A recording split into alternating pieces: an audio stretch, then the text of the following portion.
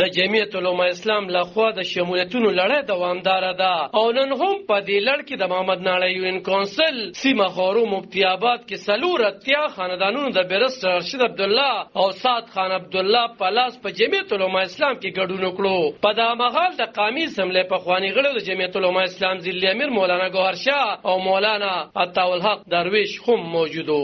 په خواني د قانون وزیر بیرسټر رشید عبدالله د غونډې په مخال ول چې کله دی د قانون وزیرو نو په 400 کې روډونه جوړشل کمپلیکس د ګیس منصوبې او نور یو شمېر ترقیاتي کارونه کړي وو او دغه د خدمت جذبه ورته د پلار نیکنه پاتې شوې ده ځکه چې هغه کله په وابډه کې چیف انجینیرو نو په سوونو نوکرۍ کړې وي. رشید عبدالله زیاته کړه چې جمعیت علماء اسلام کارکنان به د خپل کارکون پوښتنه کوي او په هر مشکل کې به ورسره کلک ولاړ وي.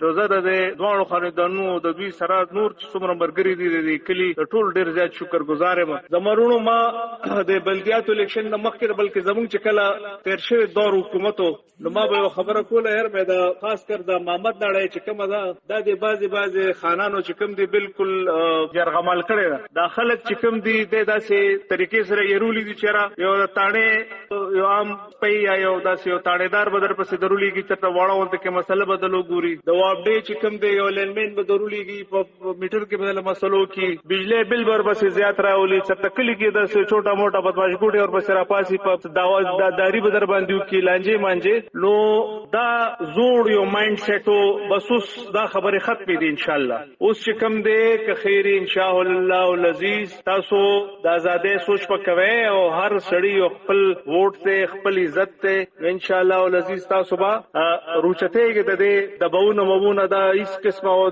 سړی ودرېږي انشاء الله نو بیا ګورې سم نشته.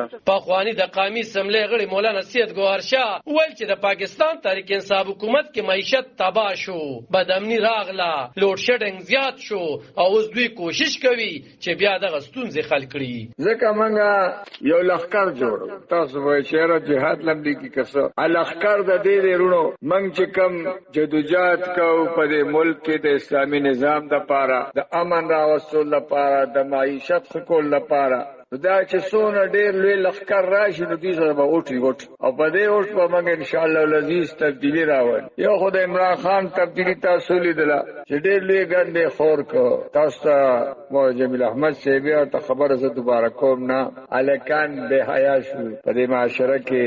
به هر حال زمونږ د بیرسټر صاحب شکریه ادا کوو چې دا د دوی په وینا باندې دا پروګرام د شمولیت جوړ شوی دی او بیا دوی له دعوت ورکړی دی. دا زموږ عزت ته الله دې عزت نورم زیات کی الله دې کامیاب. دا په داسې حال کې چې جمعیت علماء اسلام په بلدیاتي انتخاباتو کې زیاتره سیټونه ګټلي دي او دا د عام ولس د اعتماد نښه ده. علب خان شیرپو دلبر نیوز خورو مفتی آباد 400 د جمعیت